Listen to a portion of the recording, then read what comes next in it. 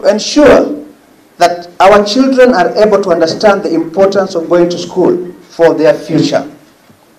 This Kazi Mtaani program is a short-term program that was intended by the government to cushion the effect of corona. But it can't go on forever.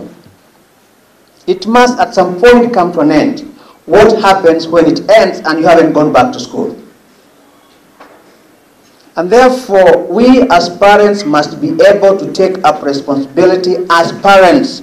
That is what the government can do. That is what you must do as a parent. And you must keep on preaching to our neighbors, our friends, our relatives, that it is important that children must go back to school. The third aspect of it is this, that, and it comes back to our colleagues, the Ngao system that we're trying to use to be the mechanism to communicate to our local people on the ground why the government can only do so much and why they must also step in to be able to help the government. So that any opportunity you get, my brothers and sisters, please keep on imploring our local people, our parents to ensure that their children understand this. The final point I want to bring out, ladies and gentlemen, is about the importance of being patriotic. I'm sure the artist is going to talk about that in details, but patriotism is something you can never buy from a shop. Patriotism is not something you can be just given. It's something you develop from inside. That you love your country so much that you're willing to offer selfless service to your country. Today we are celebrating, tomorrow we'll be celebrating Mashujaa. If some of us were living at the time they were living, with the same attitude, with the same mentality, with the same behavior, with the same mindset, probably this day could never have come. But they put everything aside for us to come and live the kind of life we have today. So the fruit we are enjoying, they're the ones who planted it. Why don't we also do the same? Why don't we also do the same? Plant more fruit so that those who are coming after us can find a better place to live in. Simple things. Like every small thing you're looking back to the government. Serikali iko wapi? Serikali iko wapi? Even throwing litter, you want somebody else to come and pick it for you. So I am appealing to our brothers and sisters here, members of the press, we are talking to you so that you can pass this message to our people really. We must make our cities, our towns, our urban areas clean. It is our responsibility. If there is no garbage bin, then you go to the local authorities. Tell them that I have this, but where do I put it? Right? So let's be patriotic. Let's be passionate about our country. Let's keep on doing things that will be able to improve the livelihood of our country so that we can next time celebrate Mashujaa. They don't have to be people ambao walishakufa zamani, hapana.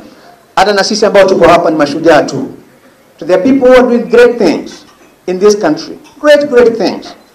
But it is you who will make the rest know that this young man, this young woman has done this thing to be able to improve the livelihood of Kenyans moving forward.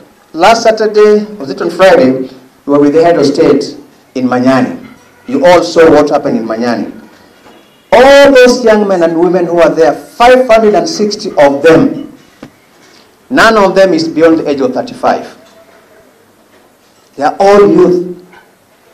But they are doing wonderful projects that are aimed at moving the country to the next level of technological advancement.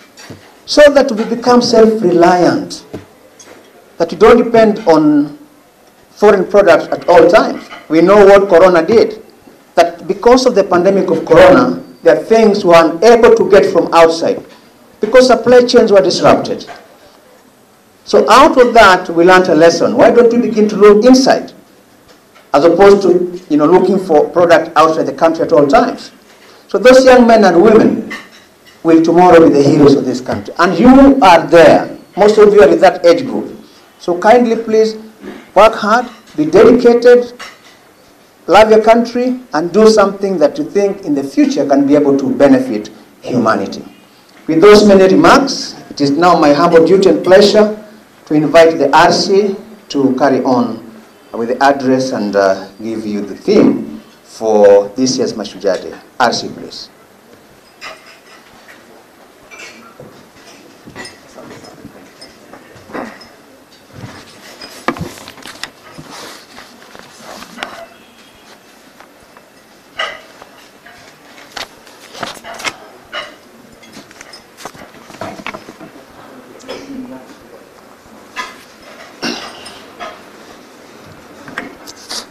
Asante sana msemaji wa serikali mstaafu Kano Oguna. Let me first of all start by introducing myself. My name is Magu Joke Mutindeka, the Regional Commissioner Nyanza. I'm accompanied by both the regional and the county security team for the management of security in this region. And of course, let me start by saying that distinguished guests, members of the Fourth Estate, ladies and gentlemen, let me welcome you all to this important occasion, which is a precursor to our Nationally Distinguished Heroes Day, to be marked at the Kisii Stadium tomorrow. As you are aware, this is the first national holiday to be marked publicly since the COVID pandemic outbreak early in the year. It is encouraging to note that the government's COVID-19 containment measures are bearing fruits, and we need to uphold them until the curve is completely flattened. The disease has greatly ravaged the global community, leaving a trail of death and loss of incomes as economies experience lockdowns that left a huge populace vulnerable. But all is not lost.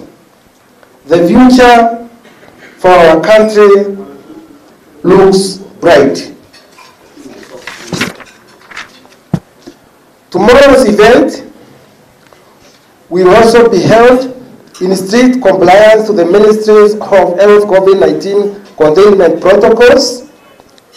The event confirms our nation's economic resilience, even as we remain vigilant against the disease and grow the economy as guided by this year's Mashujaa Day theme, Inji yangu, wajibu wangu, mimi ni shujaa, my country, my duty, I am a hero.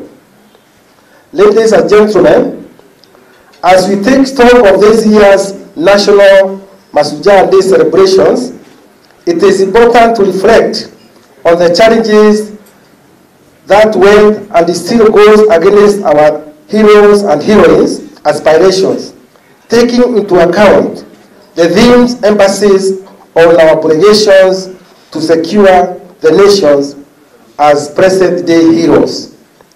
Among the challenges to guard against is political violence.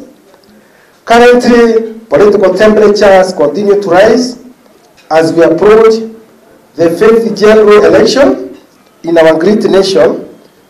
But let me assure you that the government shall do everything possible to prevent any form of violence as we approach the general elections. Nyanza is among the regions that usually experience violence during electioneering periods, but I am glad our leaders are this time round keen on ensuring that peace prevails as they embrace one another in the spirit of nationhood and in pursuit of national unity.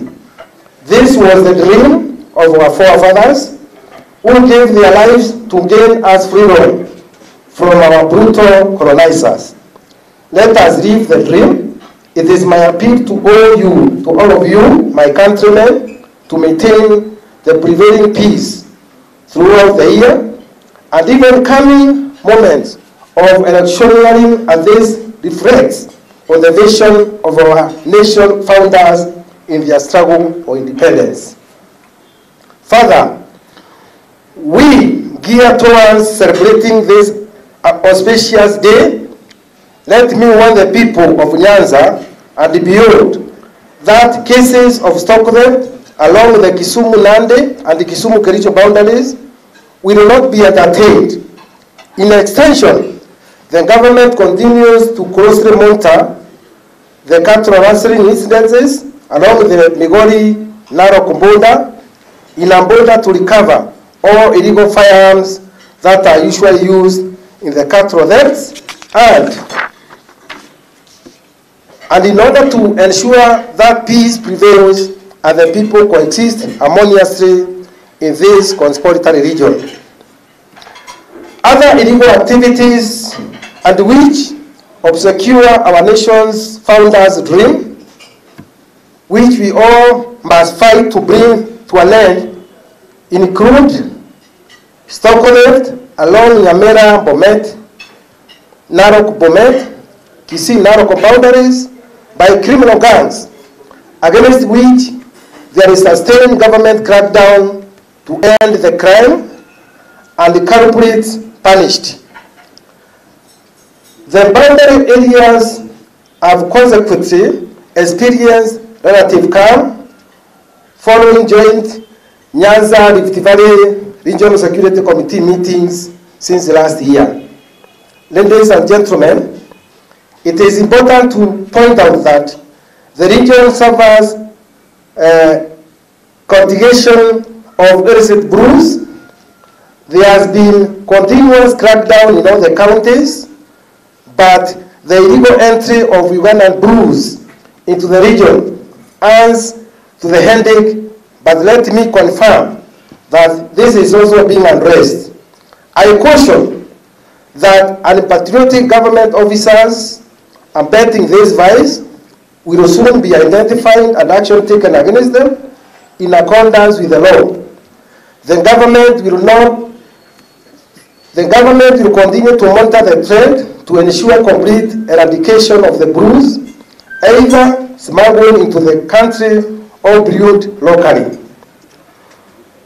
Moreover, ladies and gentlemen, this region's economic mainstay remains fishing, crop farming, with the regional administrative and economic headquarters in Kisumu City, having large-scale businesses, small and medium industries. Let me point out that the expansion of Kisumu Airport to international status has further increased the level of economic activities of the region, thus creating jobs to the youth, which is a plus to our government's achievement.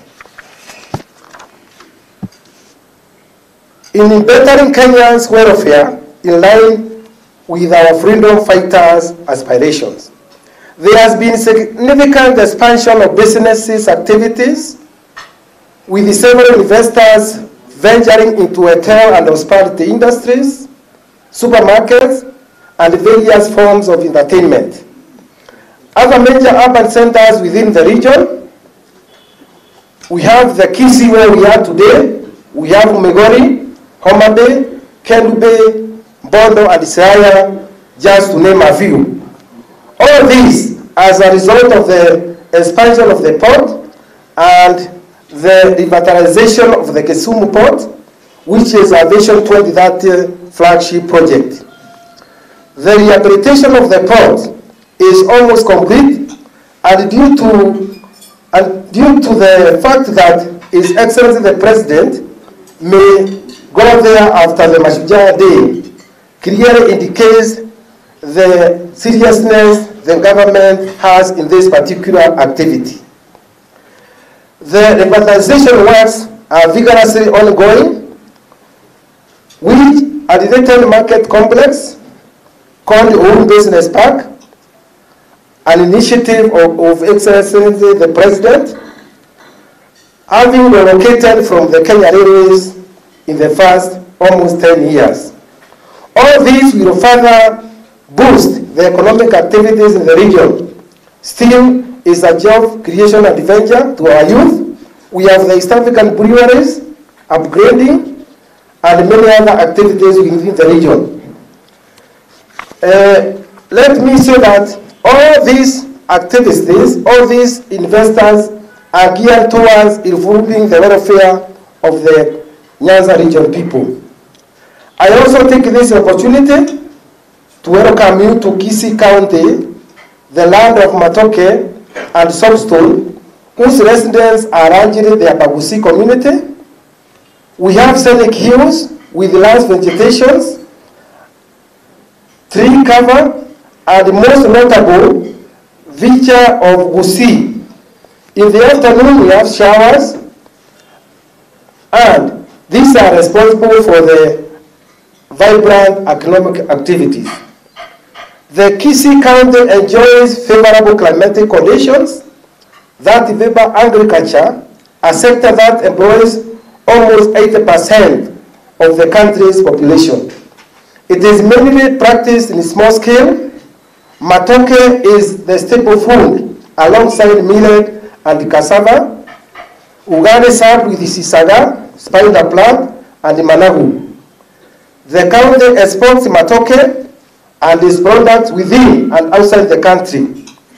Arabica coffee, also grown in Kisii, is among the best in the world and mainly blended with other coffee varieties from the rest of the world.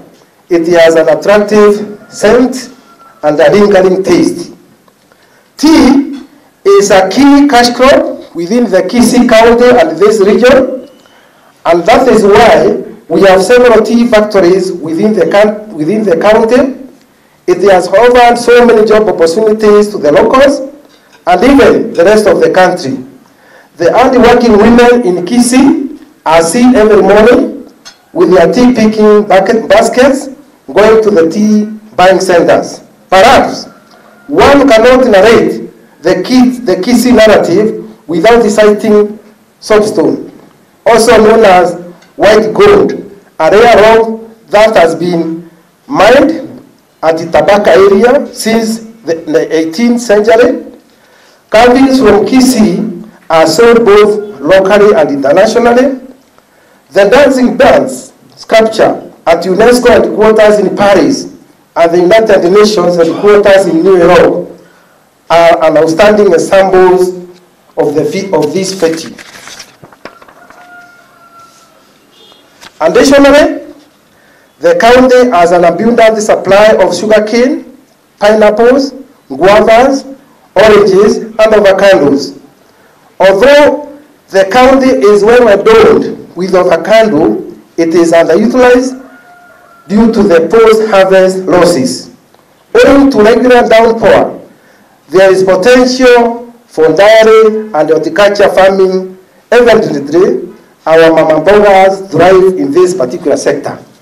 Ladies and gentlemen, cognizant of the impending long rains, the government has developed an early warning system to keep an eye of the levels of water and alert to members of the public to run to safety in case of possible danger. We are working as a team with the World Division, Red Cross, and other government agencies who have always helped us to evacuate the affected in good time and provide basic assistance. I can also not forget to thank the county governments in the region for their interventions by ensuring that during the rainy season, drainage systems are in order while rehabilitating or putting up new dikes where necessary, thus safeguarding lives. In Kisumu, for example, the most affected areas are Moroni, Nyakach, and the parts of Kisumu East, Nyando, Seme, and Kisumu West. Others include Ulenya and some part of Nyantike. I call upon all the residents of the region to reverse the current trend whereby the region continues to be a net importer from the neighboring counties of Western and Rift Valley. We need to improve on varieties and also make sure that we use modern farming methods and techniques so that our farmers can benefit from them. Finally, members of the 4th Estate, as earlier reported this year, Mashujaa Day arrangements are complete and we are ready to host visitors with hotel accommodation and security guaranteed. In this connection, traffic control measures have been put in place to ensure order and smooth flow of vehicles and people as follows. We have various routes. We have marked the various routes within the town, within the Kisii town. There is the road Kisumu or Kisii Road. Those people who will be using that road, they will have to drop people at Nyabera and in Naranjambiri primary schools. Then, there are people who will be coming from Nairobi through Kiroka, Kisii. They are supposed to drop the people at ATC, Kisii University. Then we have Migori Road. The drop area will be Nyanjwa Primary School and SDA College. We have Kisii, Kirigori's Kisii Road. They are expected to drop the people at the Kisii University. We have Nyamera Kisii Road. They are supposed to drop their people or their passengers at the Jowo Primary School, and if there will be an excess, they are supposed to take them to ATC. Then, in all the dropping off areas, we have deployed enough security personnel in order to make sure that to guard against vandalism and other unwanted behavior. We welcome all visitors to our region, and those unable to travel here, we urge you to proudly celebrate our Heroes Day wherever you are, in the light of inji yangu, jukumu langu, mimi ni shujaa. Asanteni sana.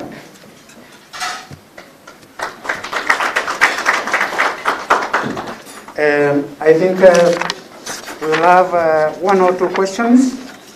It is always important under the Bill of Rights and press freedom to ask a question. Any question, please? 1 or 2 questions, yes.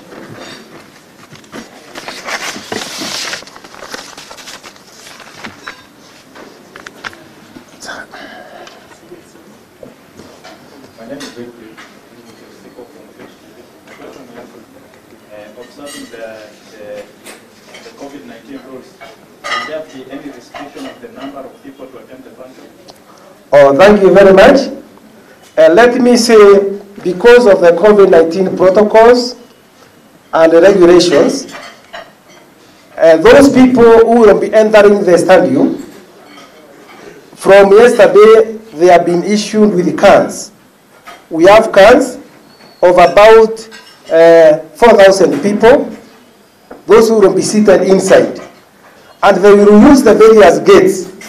Within the stadium, we have various gates, whereby these people will enter into the Kisii Stadium, and they will be guided by the security agencies and the various national government administration, the so-called NGAO. So, entry is with the cars, is restricted because of the COVID-19 protocols.